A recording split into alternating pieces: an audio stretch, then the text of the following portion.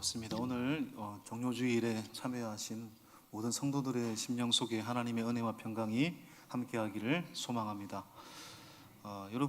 여러분이 죄를 지었든 죄를 짓지 않았든 법정에 서 있다고 한번 생각을 해보십시오. 저는 이제 운전을 하다가 경찰만 봐도 뭔가 좀 마음에 찔림이 있습니다. 예전에 우리 교회에 도둑이 들어가지고 제 서랍에 있는 돈이 다 이렇게 틀린 적이 있어요. 제가 많이 그날 처음으로 돈을 이렇게 놔뒀는데 새벽 예배 시간에 완전히 다 사라졌습니다. 나중에 이제 한 사람이 그걸 이제 도둑질한 것을 발견하고 블랙박스로 다 찍은 거죠. 경찰이 왔습니다. 제가 잘못한 게 아니고 제가 이렇게 피해자인데 경찰만 보는데도 마음이 뭔가 불안해요. 심지어 여러분이 죄를 짓든 안 짓든 법정에 서 있다고 한번 생각을 해보십시오. 얼마나 두렵겠습니까? 얼마나 뭔가 마음이 혼동스럽겠습니까? 오늘 예수님께서 세상의 법정에 서 있는 것입니다. 그 당시에 사내들인 공의회, 사내들인 법정, 사내들인 법정은 대제사장이 의장이고 그리고 서기관들, 장로들 71명으로 구성된 그 시대의 최고의 의결 법정 기구입니다. 그 사내들인 법정의 의장이었던 대제사장이 예수님을 신문하고 있습니다. 피고석에 앉혀놓고 어떻게 신문하고 있을까요? 61절을 보시면 14장, 네가 찬송받을 이의 아들 그리스도냐? 이 말은 네가 하나님의 아들 메시아냐라고 질문하고 있는 것입니다. 그때 바로 예수님은 바로 즉답하셨습니다. 다른 복음서에는 뭔가 이렇게 답변하지 않았다 이런 표현도 있습니다만은 마가복음이 첫 번째 복음서니까요. 가장 역사적 사실에 가까운 거죠. 예수님은 즉답을 했습니다. 어떻게 답변을 하셨을까요? 62절을 보시면 내가 그니라 인자가 권능자의 우편에 앉은 것과 하늘 구름을 타고 오는 것을 너희가 보리라. 나는 하나님의 영광 속에서 온 세상을 재판하기 위해 나는 온 세상의 재판장으로 올 것이다. 다시 말해 온 세상의 재판장으로 온다라는 말은 나는 메시아다라고 답변을 하고 계신 것입니다. 이 답변에 사내들인 공의회, 사내들인 법정에 있는 사람들이 전부 다 충격을 받았습니다. 어떻게 자기 입으로 메시아라고 말할 수 있느냐. 그래서 의장인 대제사장은 옷을 찢고 분노하면서 극도로 분노를 표출하죠. 그리고 사내들인 법정에서 사람들은 저 사람 가만히 놔두면 안 됩니다. 저 사람 죽여야 됩니다. 저 예수라는 작자를 사형으로 은도해야 됩니다. 그렇게 분위기가 흘러갔습니다. 그런데 아무리 사내들인 법정이 의회가 최고의 법정 기구이지만 다른 죄에 대해서는 그 죄를 덮어 씌울 수도 있고 없는 죄를 있는 죄로 둔갑시킬 수도 있습니다만은 사형죄는 마음대로 할 수가 없습니다. 왜냐하면 로마의 허락을 받아야 되기 때문입니다. 그래서 결국은 사내들인 공의회 법정에서는 이 예수라는 존재를 로마의 총독이었던 빌라도에게 넘겼습니다. 이 사람을 제발 사형에 은도해 달라는 얘기였겠죠. 그런데 여러분 알다시피 총독 빌라도는 예수님의 죄에 대해서 회피를 하려고 했습니다. 나는 이 사람과 아무런 관계가 없다, 손을 씻었다고 얘기를 했습니다. 그런데 여러분 결국 총독 빌라도가 묵인을 한 거기 때문에 총독 빌라도가 예수님의 십자가형을 은도한 사람이 된 거죠. 그래서 우리가 사도신경을 늘 고백할 때마다 예수님을 십자가에 못 박힌 장본인을 누구라고 고백하고 있습니까? 빌라도라고 고백하고 있지 않습니까? 그렇게 예수님은 사람들의 무관심, 회피, 또한 말도 안 되는 그러한 상황 속에 십자가형을 은도받습니다. 다 알고 있는 사실이죠. 여러분, 십자가는 그 시대의 최고의 잔인무도한 사람을 죽이는 방법이었습니다. 십자가형에 처하게 되면 사람들은 극도의 피를 흘리게 돼 있고 장시간 십자가에 달리고 난 뒤에 대부분의 사람들은 질식하거나 쇼크 속에서 그 인생을 마감하게 됩니다. 예수님도 십자가형을 은도받고 오늘 본문을 보시면 오전 9시에 못 박히셔서 오후 3시에 돌아가셨다고 했습니다. 여러분 유대력으로는 유대의 시간은 해가 뜨는 시간이 0시이기 때문에 6시가 0시입니다. 그리고 오전 9시는 3시고요. 정오는 6시고요. 오후 3시는 바로 9시입니다. 오늘 예수님은 3시에 십자가에 달리셔서 9시에 십자가에서 죽으시죠. 자, 보십시오. 마가복음 15장 25절 27절 보시겠습니다. 시작. 때가 제3시가 되어 십자가에 못 박으니라. 그 위에 있는 제패에 유대인의 왕이라 섰고 강도 둘을 예수와 함께 십자가에 못 박으니 하나는 그의 우편에 하나는 좌편에 있더라. 32절. 이스라엘의 왕 그리스도가 지금 십자가에서 내려와 우리가 보고 믿게 할지어다 하며 함께 십자가에 못 박힌 자들도 예수를 욕하더라. 제6시가 되매 온 땅에 어둠이 임하여 제9시까지 계속하더니. 여러분, 예수님의 죽음을 둘러싼 모든 일들이 언제 일어났을까요? 어둠 속에서 일어났다라는 것을 반드시 기억하셔야 합니다.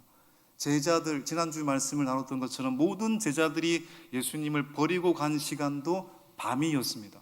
조금 전에 언급했듯이 산헤드린 공회 재판장에서 재판을 받고 있는 시간도 밤이었습니다. 심지어는 예수님께서 십자가에 오전 9시에 오후 3시까지 달리셨는데 성경에 보면 정오로부터 죽는 그 순간 오후 3시까지 3시간 동안 낮인데도 어둠이 임했다라고 성경은 표현하고 있습니다.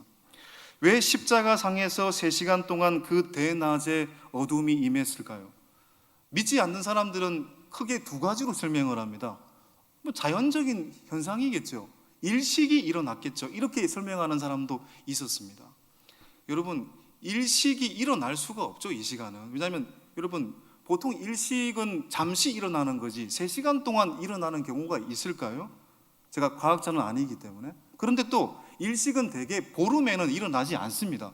그런데 예수님은 6월절 절기에 돌아가신 거기 때문에 6월절은 항상 보름이거든요.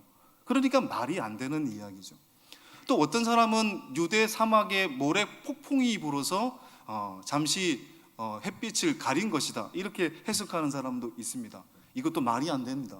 이 시기는 우기입니다. 이스라엘에서 우기이기 때문에 절대로 모래 폭풍이 일어날 수 없는 시기인 것입니다. 결국 답은 한 가지인 거죠. 초자연적인 현상인 것입니다. 다시 말해서 우리가 출애굽기에서 이스라엘 백성이 10가지의 재앙을 통해서 애굽을 탈출하지 않았습니까? 그때 9번째 재앙이 무엇이었습니까? 어둠의 재앙이었습니다. 이 어둠의 재앙은 하나님의 심판을 의미하는 것이었습니다. 마찬가지입니다. 오늘 오후 정오에서 오후 3시까지 어둠이 임했다, 대낮에. 이것은 초자연적인 사건이고 다시 말해 하나님의 심판이었습니다. 그러면 누구를 심판한다라는 말입니까? 누구를 향한 심판이었을까요? 자, 마가복음 15장 34절을 보겠습니다. 시작. 제9시에 예수께서 크게 소리 지르시되 엘리 엘리 라마 사박다니 하시니 이를 번역하면 나의 하나님 어찌하여 나를 버리셨나이까 하는 뜻이라. 여러분, 사랑하는 사람이나 가족이 나를 안 보겠다, 이게 인생에서 가장 큰 충격적인 일일 겁니다. 나를 가장 사랑하는 사람들이 다시는 너 안 봐, 이게 여러분 인간에게 가장 주는 큰 충격입니다. 여러분 믿으시지 않으시겠지만 저는 아내를 만나기 전에 한 번 연애를 한 적이 있습니다. 철저하게 비밀로 지켜주십시오. 그런데 여러분, 처음 연애를 했는데 제가 잘 모르니까요, 한 번 헤어졌는데 제가 일주일 동안 밥을 안 먹었어요. 식음을 전폐해가지고 우리 어머니가 못난 자식, 예배니까 못난 자식으로 표현하겠습니다. 우리 어머니는 굉장히 욕을 잘하시는 분이시기 때문에. 그런데 일주일 동안 밥을 안 먹어. 시련의 아픔이 뭔지 그때 깨달았습니다. 사랑하는 사람으로부터 버림받은 것이 인간에게 가장 큰 충격이죠. 철저히 비밀입니다, 여러분. 그런데 여러분, 사랑하는 가족으로부터 버림받은 것, 사랑하는 아버지로부터 버림받은 것, 예수님은 지금 그것을 당하고 계시는 거잖아요. 삼위일체이신 하나님, 하나님과 하나였던 내가 성부 하나님으로부터 버림받은 이 순간 예수님은 가장 큰 저주를 지금 느끼고 계시는 거죠. 이것보다 더 큰 충격은 없는 것입니다. 도대체 여러분, 왜 우주를 세우신 예수님이 무너지고 계신 걸까요? 유명한 신학자 위르금 몰테만이라는 사람이 쓴 십자가에 달리신 하나님이라는 그 책에 보면은 이 장면에 대해서 굉장히 디테일하게 얘기합니다. 저는 하나님이 죽었다라는 말이 옛날에는 이게 말이 안 된다고 생각을 했거든요. 어떻게 하나님이 죽을 수 있어? 그런데 그 말은 정말 죽었다라는 표현이 아니잖아요. 사랑하시기에 가장 처절한 희생을 하실 수도 있는 거구나. 아버지가 어머니가 자식을 살리기 위해서 죽을 수도 있는 것처럼 하나님의 마음이 그런 마음이구나. 도대체 왜 나의 하나님 어찌하여 나를 버리셨나이까? 이것은 시적인 표현이 아니라 실제로 일어났던 일이었던 겁니다. 주님은 가장 큰 어둠으로 자신을 내몰았습니다. 그리고 나를 세우신 것입니다. 자신을 버리신 것은 바로 우리를 세우시기 위한 것이었습니다. 제가 이제 영상 예배를 같이 겸하면서 영상을 거의 제가 보여드리고 있지 않습니다. 왜냐하면 저작권에 관한 부분도 있고요. 실제로 또 신고를 받은 적도 있고 그래서 제가 좀 조심스러워서 요즘 영상을 거의 보여드리지 않고 있는데, 그 체코 영화 모스트라는 영화가 있습니다. 그러니까 유튜브 치시면요, 체코 영화 모스트 또는 달이라고 치시면 짧은 단편 영화가 있습니다. 아버지가 자식을 살리기 위해서 그 다리에서 일하시는 분인데 큰 배가 오면 다리를 열었다가 기차가 오면 다리를 다시 놓았다가 이런 일을 하는 사람인데, 뭐 다 영화 설명을 드릴 수는 없고 기차에 있는 사람을 살리기 위해서 자식을 결국 죽이죠. 근데 기차에 있는 사람들이 누구였냐면요, 마약하는 사람들, 나쁜 죄를 짓는 사람들, 그런 사람 살리려고 자기 자식을 죽입니다. 딱 이 십자가 사건의 이야기더라고요. 그게 바로 주님의 사랑이었습니다. 전기가 발명되고 24시간 인공 조명 속에서 사는 현대사회에서 진정한 어둠을 아는 사람은 많지 않을 겁니다. 우리는 여러분 24시간 빛 속에 살고 있잖아요. 그러니까 진짜 어둠을 우리는 모르는 겁니다. 여러분, 진짜 어둠 속에 1시간도 우리는 견딜 수 없을 겁니다. 여름 같은 날 35도 이런 날 여러분 한밤중에 잠을 자고 있는데 정전이 됐다, 선풍기가 꺼졌다, 에어컨이 안 돌아간다, 냉장고가 안 돌아간다, 여러분 견딜 수 없을걸요. 전에도 말씀을 드렸듯이 제가 사는 마을은 항상 이 큰 태풍에 시달렸던 마을이었습니다. 그래서 저는 이제 그 어렸을 때 그 우리 집 자체의 구조가 굉장히 취약했고, 그리고 우리 마을 자체가 비가 많이 오면, 태풍이 많이 오면 이 차가 안 다니는 마을입니다. 쉽게 말해서. 그러니까 2번 정도 가족이 집으로 들어오지 못했습니다. 마을로 들어오지 못해가지고 초등학교 때 한 번, 또 고1 때 한 번 혼자서 밤을 지새운 적이 있습니다. 근데 태풍이 불면 거의 동네는 정전이 돼요. 거의 어둠 속에서 초등학생이 고등학교 1학년, 그때는 괜찮았겠지만 그때의 그 어둠의 충격이라는 것은 이 어둠이 이렇게 무서운 거구나. 보이지도 않습니다. 누가 적인지 누가 아군인지 알 수도 없는 겁니다. 어둠은 우리의 방향을 헷갈리게 만드는 거잖아요. 어디로 가야 옳은 것인지, 어디로 가야 진리인지 알지 못하게 하는 겁니다. 영적인 어둠도 그런 것입니다. 여러분, 우리가 보통 하나님을 빛으로 표현합니다. 터툴리안이라는 사람은 하나님은 태양이시다. 맞는 얘기예요. 여러분, 태양은 어떤 근원입니까?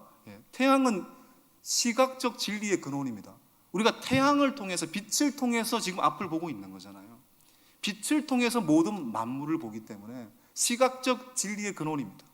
또 태양은 생물학적 진리의 근원입니다. 모든 만물이 빛을 통해서 자라가고 빛을 통해서 소생합니다. 그렇죠? 그런 의미에서 빛이신 하나님은 우리의 생명의 근원이신 것입니다. 하나님은 태초에 천지를 창조하실 때 첫째 날 뭘 만들었습니까? 첫째 날 뭘 만들었죠? 빛이 있으라. 왜요? 본인 자신이 빛이시니까요. 예수님은 요한복음 8장에서 나는 세상의 빛이다라고 했습니다. 바로 하나님을 만난 사람은 어디를 가야 할지, 어떤 방향으로 가야 할지를 아는 거죠. 시대의 교부였던 어거스틴은 내가 주님을 만나지 않고서는 언제나 내 인생은 어둠이었습니다. 바로 주님이 빛이었다라는 말을 고백한 거잖아요. 반대로 우리가 영적인 어둠 속에 주님을 덩지고 주님 뜻대로 살지 않고 하나님의 법을 어기며 하나님을 믿지 않고 살 때는요, 어떻게 될까요? 영적으로 갈피를 잡지 못할 것입니다. 물론 우리에게 돈이 많을 수도 있습니다. 우리에게 명예가 커서 사람들이 나를 존경할 수도 있습니다. 근데 그것이 언제까지 갈 겁니까? 언제까지? 어느 순간까지 그걸 누리겠습니까? 어느 순간에 사라질 것들이죠. 그것들은 스스로 빛을 내지 못하는 것입니다. 여러분, 예를 들어서 우리가 남의 칭찬과 또 이런 것들을 굉장히 중요하게 생각을 하잖아요. 저도 뭐 그런 것 같아요. 막 굉장히 칭찬해 주면 아닙니다라고 얘기를 하지만 속으로는 참 저 사람 제대로 보내, 이런 마음 들었다가 또 앞에서 막 뭔가 얘기하면 받아들이겠습니다, 너무 좋은 말씀이네, 속으로는 자기는 뭔데, 이런 마음 듭니다, 여러분. 그런데 이것에 너무 우리가 과도하게 목적을 두면요, 과도한 칭찬에 내가 교만할 수 있는 거고요, 과도한 비판에 낙담할 수 있는 거잖아요. 그건 받아들이고 그냥 그것을 겸허하게 수용하면 되는 거죠. 그것들이 우리의 목적이 될 수가 없습니다. 목회자인 저도 좋은 목회자가 되는 것이 목적이라고 생각했습니다. 그래서 제가 일전에 같이 이제 장신대 같이 기숙사 살았던 형이 이제 부산에서 목회를 하고 계시는데 전에도 말씀을 드린 적이 있습니다. 이분이 어느 날 노회에 갔더니 얼굴이 너무너무 안 좋으신 거예요. 뭐 그 다크 스컬이 껴 있고 건강이 너무너무 걱정이 돼요. 제가 형한테 말씀, 아니 뭐 한다고 지금 얼굴이 그 모양이냐고. 그분이 그렇게 얘기를 하시더라고요. 영도가 설교 때문에 죽겠다. 설교 때문에. 저 뭐 이해를 못했어요. 워낙 설교를 못하는 저로서는 도저히 이해가 안 되는 부분입니다. 그분이 무슨 말이냐면 그 교회는 설교를 하고 나면 바로 평가가 나오는 교회더라고요. 자세히 설명하지 않겠습니다. 들어보니까 저도 힘들겠더라고요. 그러면서 저는 우리 고독교회가 너무너무 정말 감사했습니다. 제가 설교를 잘하든 못하든 저에 대해서 아무런 반응을 보이고 있지 않는 이것이 얼마나 감사한 일인지. 뭐 설교를 못하면 못하는 대로 은혜를 받는 거고요, 잘하면 잘하는 대로 은혜를 받는 거죠. 인간의 말일 뿐 하나님의 말씀이 들리면 되는 거잖아요. 근데 저는 그렇게 생각을 했는데 저렇게 사람의 과도한 평가 속에 살아가는 사람은 저렇게 될 수 있겠구나. 목회자는 좋은 목회자가 되는 게 중요한 게 아니구나. 목회자는 똑같구나. 주님을 닮아가고 주님을 드러내는 소리일 뿐 더 이상 그 이하도 되어서는 안 되겠다. 다시 한번 생각을 하게 되는 시간이었습니다. 우리의 목적은 주님 만드신 그 창조의 목적대로 내가 있는 삶의 자리에서 주님을 닮아가고 주님을 드러내는 것, 그것이 우리의 목적이어야죠. 여러분, 우리는 아담의 후예로 재성이 가득한 사람이기 때문에 사실 하나님의 개입하심이 아니면 우리 모두 영적인 어둠 속에서 살아갈 수밖에 없는 존재들이었습니다. 그런데 그 운명을 바꿀 방법이 뭐였습니까? 예수님의 십자가이잖아요. 성경을 한번 생각을 해보세요. 구약 성경에 하나님이 천지를 창조하시고 인간을 지으시고 좋았다, 너무너무 좋았다, 토부. 그런데 인간이 죄를 짓고 나서 하나님이 인간을 지으신 것을 한탄했다. 그때부터 인간은 죄를 쫓았죠. 구약 성경의 역사가 다 그런 역사 아닙니까? 인간을 사랑하고 그래서 심지어 선지자를 보내고 왕을 보내고 사사를 보내고, 그런데 인간은 말을 듣지 않잖아요. 우상을 숭배하고 죄를 짓고 안 되겠다, 얘들 정신 차리게 해야 되겠다, 다른 나라의 유배가 되게 했고 정신 차리도록 하기 위해서 바벨론 포로로 보내기도 했잖아요. 근데 돌아와도 똑같은 겁니다. 돌아와도 또다시 죄를 짓고 결국 말라기 선지자 이후에 400년 동안 주님은 침묵하셨습니다. 도대체 얘들을 구원할 방법이 뭐냐? 그리고 400년이 지나 내가 인간이 되어야 되겠다, 내가 인간이 되어서 그들을 정말 사랑한다라고 보여줘야 되겠다. 그게 바로 십자가인 거죠. 주님의 방법이 십자가일 수밖에 없는 건 구약의 역사로부터 그 순간까지 보면 알 수 있습니다. 십자가밖에 없었던 거예요. 그래서 예수님은 어둠 속으로 떨어지셨습니다. 덕분에 우리는 이 상황에서 구원받아서 지금 밝은 빛 안에서 살고 있는 거죠. 그런데 마지막으로, 그런데 정말 주님의 죽음이 효력이 있는 건가? 이런 질문이 딱 나오더라고요. 예수님의 죽음이 과연 효력이 있는 건가? 그런데 마가복음 첫 번째 복음서 아닙니까? 이 복음서를 보면 정말 믿지 않을 것 같은 한 사람이 믿게 되잖아요. 뭘 보고? 예수님의 죽음을 보고. 자, 그 장면을 한번 볼까요? 37절, 마가복음 15장 37절 시작. 예수께서 큰 소리를 지르시고 숨지시니라. 이에 성소 휘장이 위로부터 아래까지 찢어져 둘이 되니라. 예수를 향하여 섰던 백부장이 그렇게 숨지심을 보고 이르되 이 사람은 진실로 하나님의 아들이었도다 하더라. 여러분, 구약 시대 때의 성전의 휘장은 성전을 구분 짓던, 성전에 성소와 지성소가 있잖아요. 성소와 지성소를 짓던 그냥 벽이었습니다. 그런데 언제 한번 이 휘장을 젖히고 들어갈 수 있습니까? 이스라엘 백성 중에 가장 거룩한 사람이라고 할 수 있는 대제사장만이 그 휘장을 젖히고 들어갈 수 있었습니다. 그런데 그것도 365일이 아니고 7월 11일 1년에 딱 한 번만 대제사장이 하나님의 임재가 있는 그 언약궤가 있는 성소로 들어갈 수 있었잖아요. 휘장은 누구나 젖힐 수 있는 것이 아니었습니다. 그런데 예수님이 죽으심으로 말미암아 그 휘장이 어떻게 되었다고요? 휘장이 찢어졌습니다. 이 휘장은 예수님의 몸을 의미하는 것입니다. 이 예수님의 십자가의 죽음을 통해서 성소의 휘장이 찢어지고 이제부터는 누구든지 어떤 사람이든지 예수를 믿는 사람이라면 누구든지 하나님께 나아갈 수 있는 길이 열린 것입니다.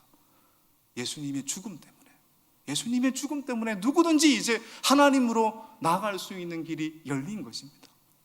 그런데 이 순간 엘리 엘리 라마 사박다니 나의 하나님 어찌하여 나를 버리셨나이까, 이 절규를 들으며 이 휘장의 찢어짐을 보며 그것을 목도했던 한 사람이 고백하게 됩니다. 죽음을 보고. 무슨 고백을 하게 됩니까? 15장 39절입니다. 마가복음. 바로 백부장의 고백이었습니다. 시작. 이 사람은 진실로 하나님의 아들이었도다. 찢어진 휘장의 의미를 알고 고백한 거예요. 이게 놀라운 고백인 겁니다. 물론 이전에 예수님의 제자 중에는 그리스도라는 고백을 한 적이 있습니다. 그런데 1세기에 때 그리스도라는 의미를 여러분 제자들은 어떻게 받아들였냐면요, 물론 그리스도 메시아 그런 의미입니다만은 1세기의 그리스도인들은요, 그리스도를 신우라고 생각하지 않았어요. 선생보다 조금 나은 존재, 그렇게 생각했습니다. 그리스도라는 그 칭호가. 그런데 지금 백부장은 예수님의 죽음을 보고 진실로 이 사람은 하나님의 아들이십니다라고 고백하고 있습니다. 놀라운 고백이죠. 이 사람은 로마의 백부장입니다. 로마의 사람들은 어떤 사람들입니까? 로마의 시저가 주님이라고 고백하는 사람들입니다. 로마의 시저가 주라고 고백하는 로마의 백부장이 예수의 죽음을 보고 하나님의 아들이십니다, 당신이 메시아이십니다라고 고백하고 있는 장면인 거죠. 무엇이 그로 하여금 하나님의 아들이십니다라고 고백하게 만든 걸까요? 예수님의 죽음입니다. 그 예수님의 죽음이 어떤 죽음이었길래 백부장은 이런 고백을 드릴 수 있었던 것일까요? 여러분, 백부장은 어떤 사람이었을까요? 저도 우리가 보통 장례가 날 때 목사님 누군가 소천하셨습니다, 그런 얘기 듣고 저는 장례식에 보통 가죠. 근데 제가 장례를 지내면서 딱 두 분을 임종 전, 임종 후 같이 있었던 분이 계셨습니다. 2년 전에도 그랬고, 죽는 장면을 보면서 참 마음이 슬프기도 하지만 천국으로 가는 그런 장면이기 때문에 또 한편으로는 소망이 또 있는 시간이기도 합니다. 참 여러 가지 생각이 들더라고요. 백부장은 수많은 죽음을 보았습니다. 자기가 죽이기도 했고요, 또한 수많은 죽음들을 보았습니다. 그런데 이 예수 그리스도의 죽음만은 달랐던 거예요. 엘리 엘리 라마 사박다니 나의 하나님 어찌하여 나를 버리셨나이까. 그리고 그 절규 속에서 이 백부장은 알게 된 겁니다. 하나님의 아들이시구나. 이분의 죽음은 왠지 모를 다정한 메시지가 들어있구나. 보세요. 십자가상에서 예수님이 한편 강도에게 뭐라고 얘기했습니까? 오늘 네가 나와 함께 낙원에 있으리라. 그 죽음의 현장 속에서도 한 사람을 향한 다정한 구원의 목소리, 그리고 다른 사람을 탓하지 않는 목소리, 그 길을 묵묵히 걸어가는 장면, 그 솔직한 절규, 그 속에서 백부장은 하나님의 아들을 보았던 것입니다. 예수님의 죽음을 통해, 예수님의 어둠을 통해 백부장은 오히려 빛을 얻은 겁니다. 빛을 보았던 겁니다. 그러기에 그는 하나님 아들이라고 고백할 수 있었던 것이죠. 여러분, 다른 종교의 신은 절대 강자의 모습으로만 비춰집니다. 인간에게 군림하는 신이잖아요. 여러분, 다른 신에게는 슬픔이 없습니다. 울음이 없습니다. 신이 죽는다고요? 말이 안 됩니다. 그러나 기독교의 신앙은 하나님 자신이 고통 가운데 울부짖었다라고 고백하고 있습니다. 백부장은 예수님의 부르짖음을 들었습니다. 엘리 엘리 라마 사박다니. 그 절규 속에서 그는 오히려 빛을 본 겁니다. 그 절규 속에서 오히려 그는 구원을 보았던 것입니다. 우리도 예수님이 십자가 아래에서 부르짖었던 그 울부짖음을 제대로 들어보았으면 좋겠습니다. 백부장처럼 나를 살리기 위한 울부짖음, 나를 구원하기 위한 버림받음이라고 우리가 믿는다면, 우리도 예수님의 어둠 속에서 우리의 영적 어둠이 씻어지는 놀라운 은혜를 맛보게 될 것입니다. 그 예수님의 어둠을 온전히 받아들이게 된다면 우리를 마약같이 올가매고 있는 세상의 간섭으로부터 온전한 자유함을 누리게 될 것입니다. 여러분을 위하여 그 어둠 속으로 뛰어 들어가셨습니다. 그 어둠을 받아들이십시오. 그럴 때 우리의 심령 속에 환한 빛이 빛나게 될 것입니다. 이 시간 함께 말씀 생각하시면서 오늘 성찬으로 나가도록 하겠습니다. 보혈을 지나 함께 찬양하도록 하겠습니다.